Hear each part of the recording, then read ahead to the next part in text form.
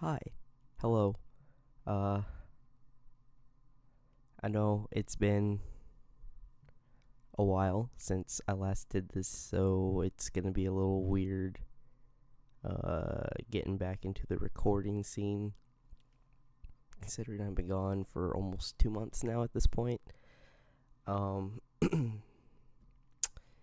gonna be difficult to do, but, I'm back. Hi. I'm not dead, for those of you wondering. Uh, it's been a very weird last couple of months. Uh, Half of it was spent out in San Diego. Um, by that I mean went through a month of boot camp. So, yeah. Um, it's pretty much what this is really about.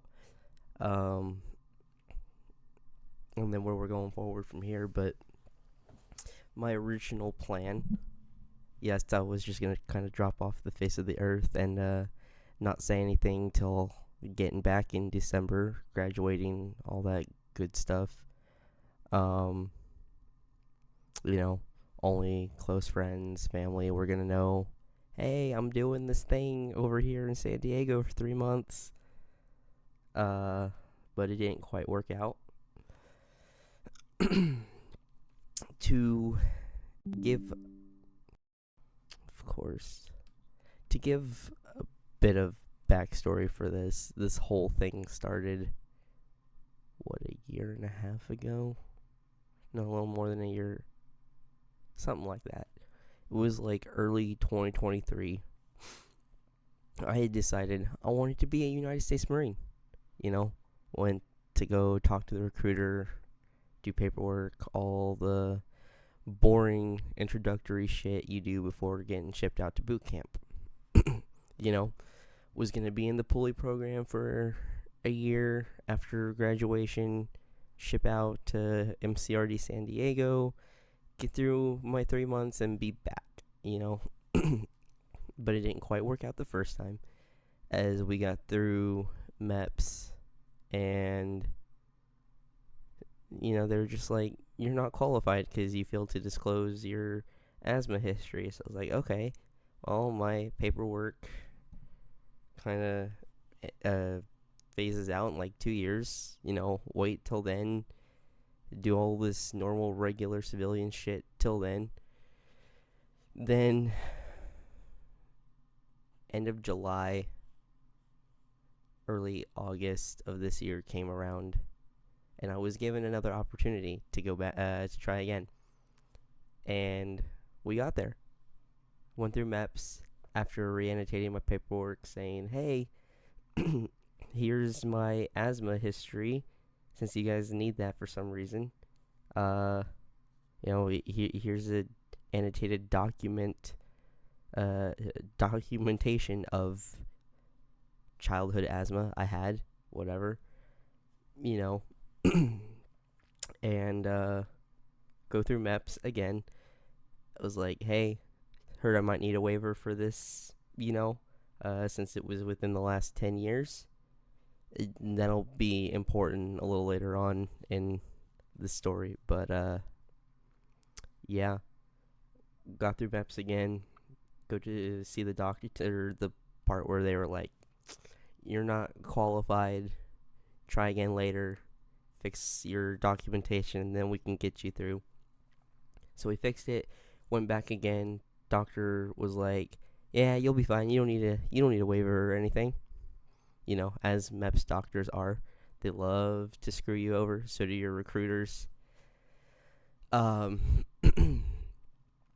yeah, that we did all that. I got qualified and cleared through my second bout with MEPS. Was like, okay, cool. We're gonna go off to San Diego in like a month, because that's my ship date was the 9th of September. And I was gonna, I was trying to get it pushed back a bit because I knew I wasn't ready. And evidently, after only like a month of being over in San Diego, I'm back home now. So it's like I knew I wasn't quite ready. Tried to get them to push it back. They wouldn't. Well, they said they couldn't, but they just were too lazy to do it. It's what it came down to. Um, you know, spent a month in the pulley program. Went to like 2-3 pulley events period, and definitely knew I wasn't ready after we had a mock ISA, which just stands for Initial Strength Assessment. That's the first physical test at boot camp that they do to kind of see if you're fit physically for, physical training and stuff. So, yeah, my runtime was what got me. My initial runtime on the mock ISA was like 18 minutes for a mile and a half. I was like, gotta work on that. I had a couple more weeks left till my ship date, so I was like, okay, we're gonna go running every day, running a mile and a half. And I thought I had gotten it down fine, but but turns out that's not the case. Comes time to get shipped out a few weeks later. The 9th came around. We got to MEPS again for the 3rd time. Got through the second swearing in process. Sent to the airport a couple hours later. Waited and waited. I think we were there at the airport for like 6-7 hours before our flight because it got delayed due to maintenance or whatever. And then we go out to San Diego. We got there. Waited at the USO for, I believe it was like an hour or two. It wasn't too long. Because they were taking only a certain amount of people. I believe it was like 40 people at a time to the depot from the airport, which they're right next to each other. Which is kind of silly that it took us 40 minutes to get from the airport to the depot, even though it's really only like maybe a 5-10 minute drive at most, but it took us like an extra 30. I think they were probably just driving around in circles though to scare us. We had like 4 drill instructors on the bus yelling at us the whole time. You would have like your chin to chest, kind of clutching your folder and paperwork and everything. And they were on there trying to scare the shit out of you. I was severely underwhelmed when we got there and met the drill instructors, and they were yelling at us. I was like, this is all they got, really? Like, what? It really wasn't all that bad. If anything, it was more amusing to see them try to intimidate and scare you, and then you just be there kind of like, I thought it would be worse than this. Of course, you had those few people that were like scared shitless. They were kind of like they were quite literally shaking and stuff. That was kind of funny. But we hit the depot 40 minutes after getting on the bus. They start yelling at us to get off. We do. Hit the yellow footprints. They have you sit down or kneel or whatever. They give you a little speech. You get taken into the contraband room where they have you put your phone and any electronics into... No, wait, you do the Ziploc bag thing at the USO after they have you power your phone off and everything.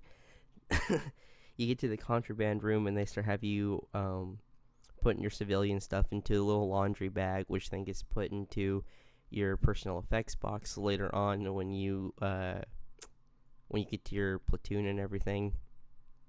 But yeah, they have you take your phone back out because you got to make your initial phone call, which I never got. There's no cell service in the contraband room, so it wouldn't go through. They had wired wall phones or whatever.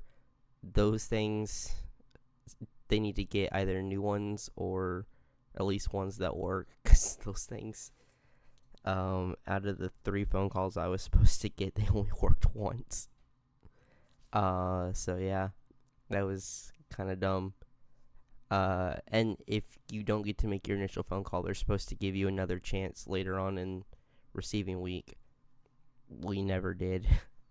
They hated us though, because Kilo Company was the stupidest company by far until Charlie came through. They were even dumber than us, but yeah, that'll be explained a little later on. Yeah. Then after contraband room, you go get your head shaved. Then you get your gear issued and all that stuff. Get your sea bags. They do an inventory check to make sure you supposedly have everything you're supposed to have. Yeah, it was. I'm seeing the little things dangling down. It's from my ceiling fan. I thought it was on the ceiling for a second. But yeah, your sea bags, you get inventoried and everything, and it's a whole big mess to deal with. It sucked.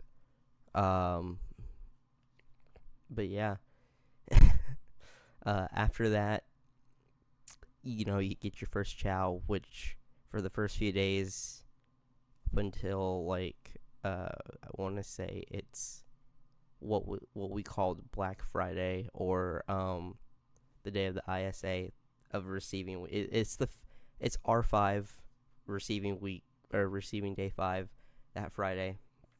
You're doing box chow, and you're pretty much all of receiving week is just like getting your gear issued, making sure you have everything. You don't really do much other than sit and wait. They call it hurry and wait because it's literally what it is. They have you hurry through everything as quickly as possible, and then you're just sitting there waiting. Yeah. Then you got like medical, which was mostly like you got your drug test, you pee in a cup, you got blood work, you get a hearing test, your eyes checked, normal stuff you would get looked at during like a physical and whatnot, just to make sure that they didn't miss anything at MEPS, which is pretty stupid because you would think MEPS would learn to not fuck up and whatnot, but they do. Hence why I'm back home in the first place. Yeah. Oh, and for us, till you get all your vaccines, which isn't till later on the weekend of receiving week. No, wait, because medical's closed on the weekends. Everything's closed on the weekends at the depot.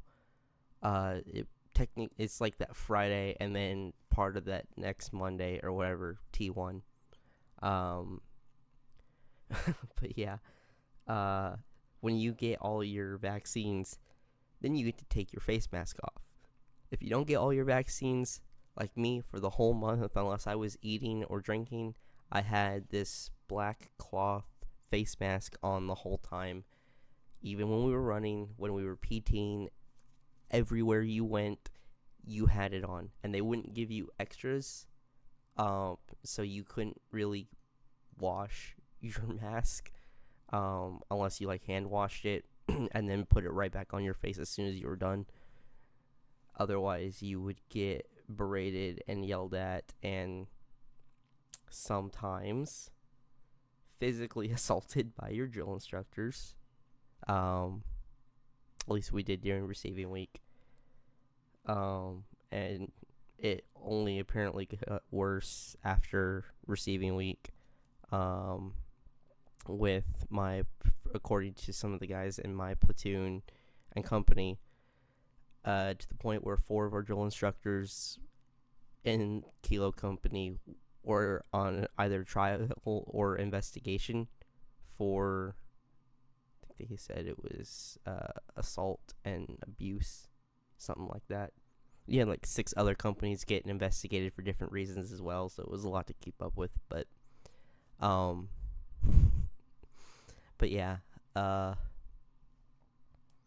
yeah, it came day of the ISA, the Friday of receiving week, and our schedule was like you get up at 4 with lights. Lights is the one thing at the depot that gave me a little bit of PTSD, aside from treatment from the drill instructors that also did. But you know, not gonna go very much into detail on it because it's hard to talk about, and also I don't know that I should. But let's just leave it at it. It was bad. Yeah, it wasn't pleasant, and it only got worse from what I was told. So there's that. But yeah, we would get up at 4 with lights. They'd come in there, flick the lights on, and they start shouting at you, lights, lights, lights, lights, lights. And then if you were unlucky, they would come in with a metal bucket and a drumstick, and they'd start clanging it to wake you up. Was great. Then you'd go to chow, whether that be box chow, MREs, or the chow hall. You would have that by 4:30, and you had like during box chow we had till 5 to eat. Chow hall, since the line took a while and getting there took a while, we'd have like maybe 5-10 minutes at most to eat. So yeah, there's that. But I'm gonna turn this down just a little bit. But yeah, it wasn't great, and this happened for a whole month while I was there. Uh, I'm surprised it's taken me a week to make this video because I got back just a little over a week ago. From San Diego. But yeah, um, we took our ISA. Believe if it was, we got back from Chow, from box Chow at 5, dressed down into our green on greens, which was like the green cotton or tactical T-shirt that they gave you. You had like 2 of each, I think. And then you had your skivvy shorts, which was essentially your underwear for the time you were there, because you couldn't wear underwear. That was essentially it. It felt so weird when I changed back into my civvies the day we left, and I got to put underwear back on for the first time in like a month. I was like, holy shit, this feels so weird. But yeah, we dressed down green on greens, put on our little armband with the little card in it, and then they took us out to go do it. And what it consists of was, first part was you could choose to do pull-ups or push-ups. Since I can do no more than 1 pull-up, I was like, I'm gonna go with push-ups because those are easier for me to do. Minimum was like 34. I maxed out at like 36. And then plank was the second part of it. So if you passed your push-ups, you were setting good at the time. Then you would move on to planks. Minimum plank time to pass was 45 seconds. My plank time was 1:40. There were people that went to the max time at like 3:45 was when they stopped the clock. Yeah, I don't know why they didn't go on a little longer than that, because there were people that could have gone on for like 5 minutes or more probably. But as long as you got more than 45 seconds, you were sitting pretty well still. Then you get to the third and final segment of the ISA, which was the 1.5-mile run. Minimum time to pass was 13.5 minutes.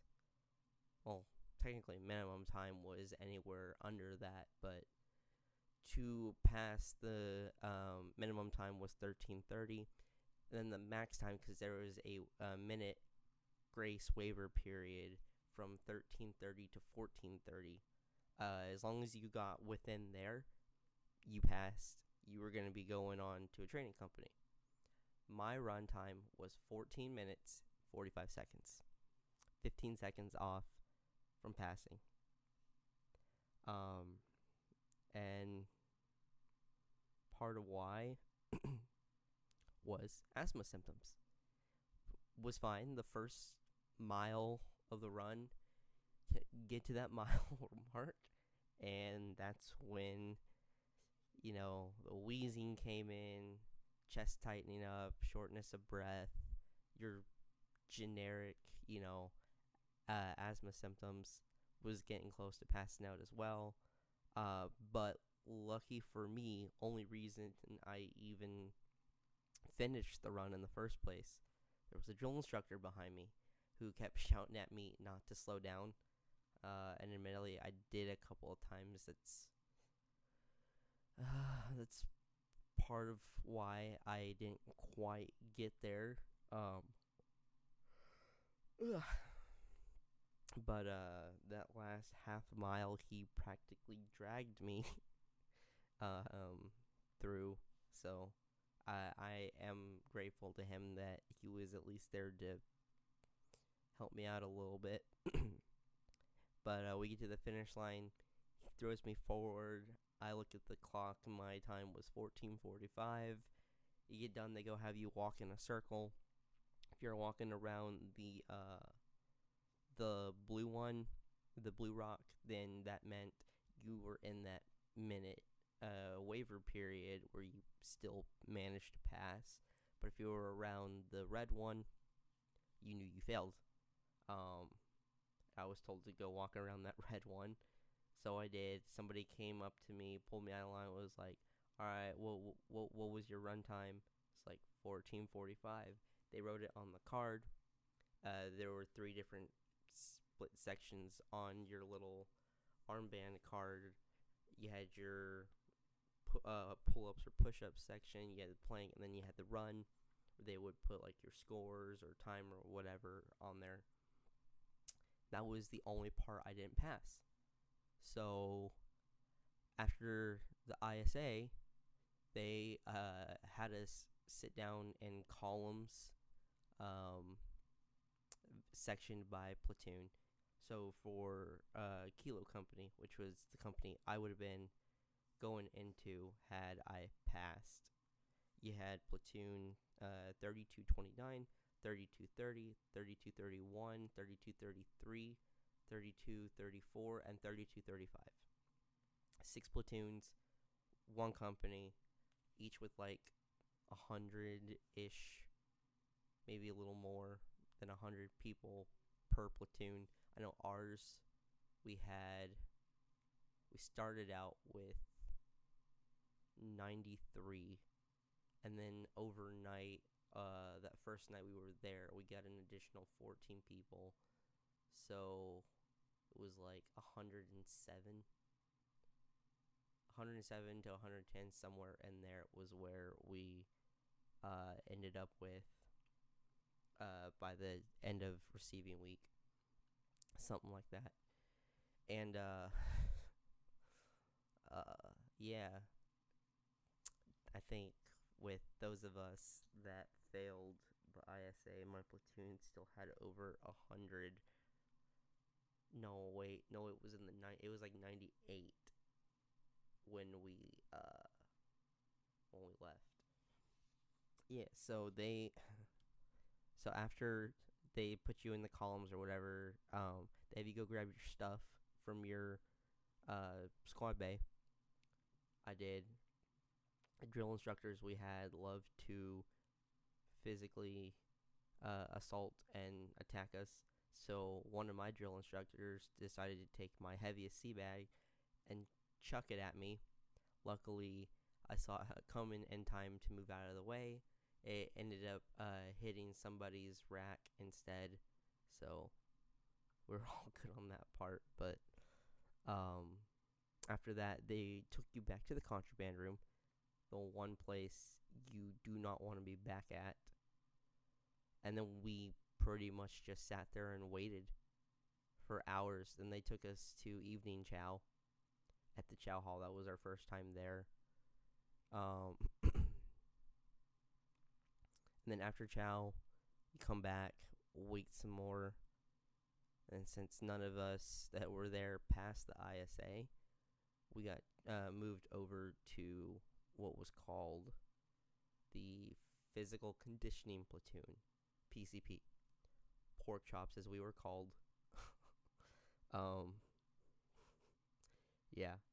Our training company was called STC. The special training company consisted of us, PCP, the pork chops. You had MRP, we like to call them the mentally retarded and crippled platoon. And then you had CRP, which we just called the crippled retards platoon. It was all females, and they let us get away with it because, like, they had worse nicknames for us. So they're like, it's all good fun, whatever, who cares? No one got their feelings hurt about it other than the few guys that were like, why are we called pork chops? It's like, that's what we are. We're the pork chop platoon. So yeah. But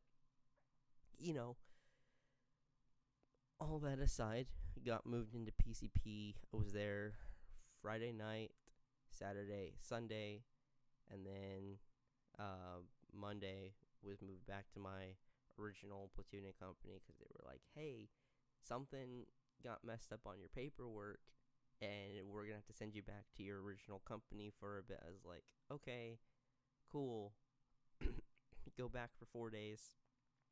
T4, we're actually getting our rifles issued to us. We're getting ready to leave, and then one of the guys was like, wait, y'all are a little over how many we actually have down to get the rifles today. They pulled me out. They're like, hey, you're not supposed to be here. You're supposed to be in PCP. It was like, yeah, I know, but they told me they had to send me back here, so got sent back to PCP later that day after evening chow. Whatever, that sucked, but can't do much about it, unfortunately. So yeah, was in PCP about a week and a half ish, something like that. I think it was like, I want to say it was like a week and 4 days.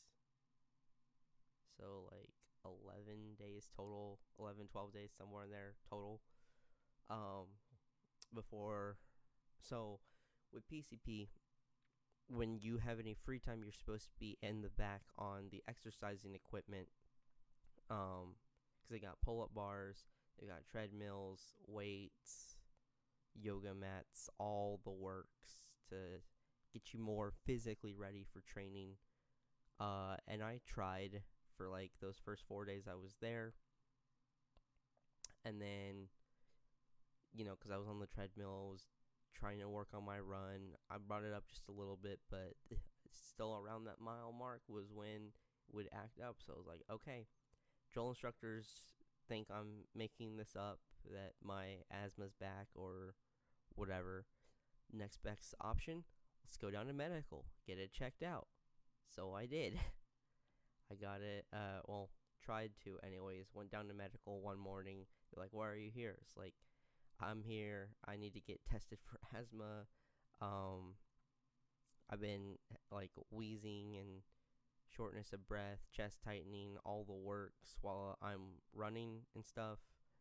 And they're like, okay, come back tomorrow morning, we'll get you looked at. So went back, did PT for the day with PCP, and then I get through the rest of the day. Next morning after chow, instead of going to PT, went down to medical. They're like, all right, go on in, get your medical chit filled out, which medical chit is just it's it's your medical sheet that they give you when you get up there.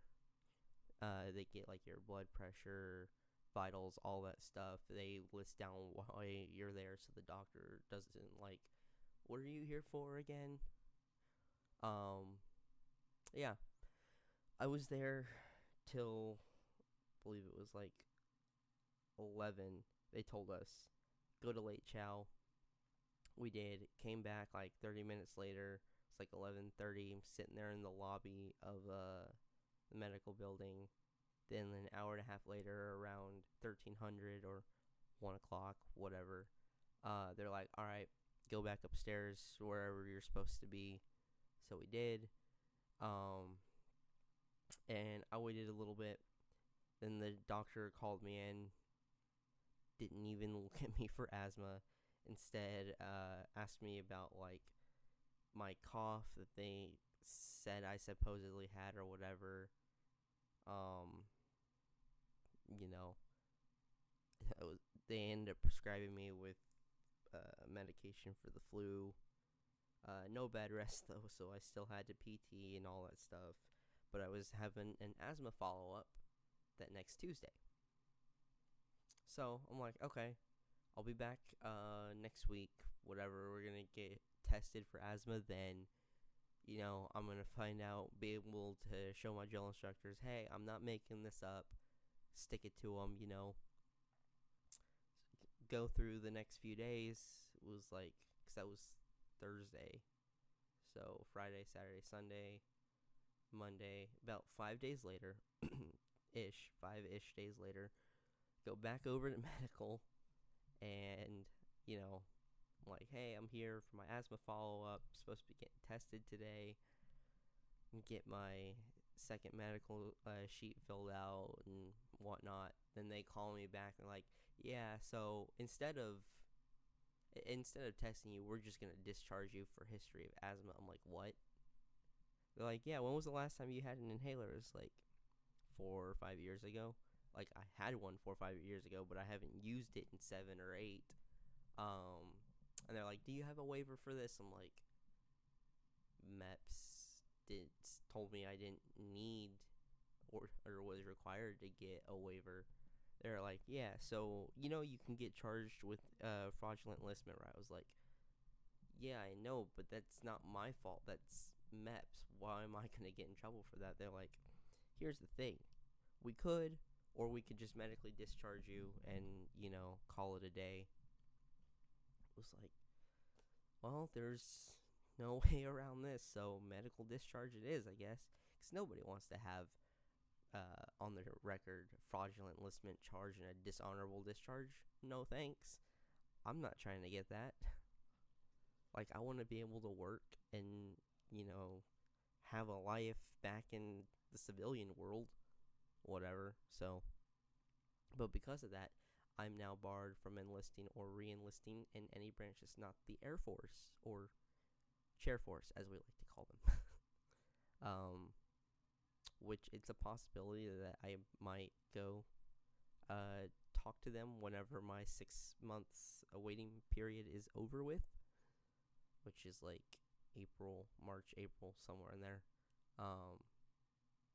But yeah, then they started my deprocessing paperwork to get me out.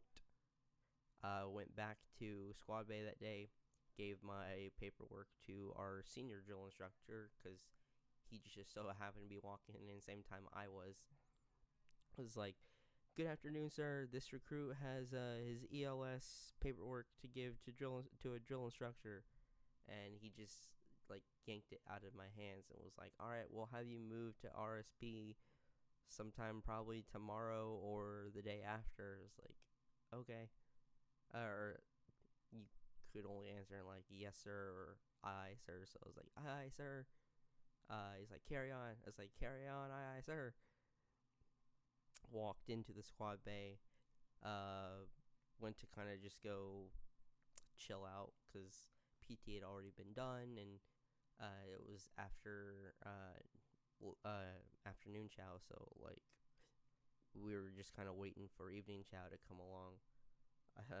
So it was like, all right, whatever. This is how it's gonna be. I'm gonna be getting discharged soon. Whatever. Sure enough, literally the next day, like, hey, pack up your shit. You're going over to RSP. RSP is the Recruit Separation Platoon. It's literally where you go before you get sent home. So, yeah. But was there for like a week and a half. And then they're like, you're going home. I was like, okay, whatever. Got back in last Monday around, it's like 9:30 Texas time, something like that. It's like 9:30 our time, and it was like 7 San Diego time, somewhere in there. 2-hour time difference and shit. So, but yeah. Now I am back, trying to figure out what I'm gonna do. I start my old job back up next week, so there's that. I missed out on a lot of gaming stuff, so we've got some stuff to catch up on for the channel since I'm gonna be getting back into that. Hell, even in the book world, I missed some shit. Got back home, this was out,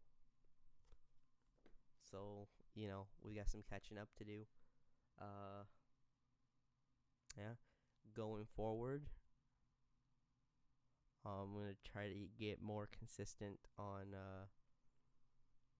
uploading and stuff, seeing as now that I'm no longer bound by the chains of Marine Corps stuff. I have more time now to focus on this, and then work's my only other priority, so like I think we can make something work. Yeah, I gotta catch up, finish Poppy Playtime Chapter 3. Haven't started, I believe it was Into the Pit. Yeah, Into the Pit. I missed that. Got the Destiny 2 DLCs I want to get through as well. Probably not gonna do kids games anymore on the channel, so Minecraft is still up in the air. I don't know.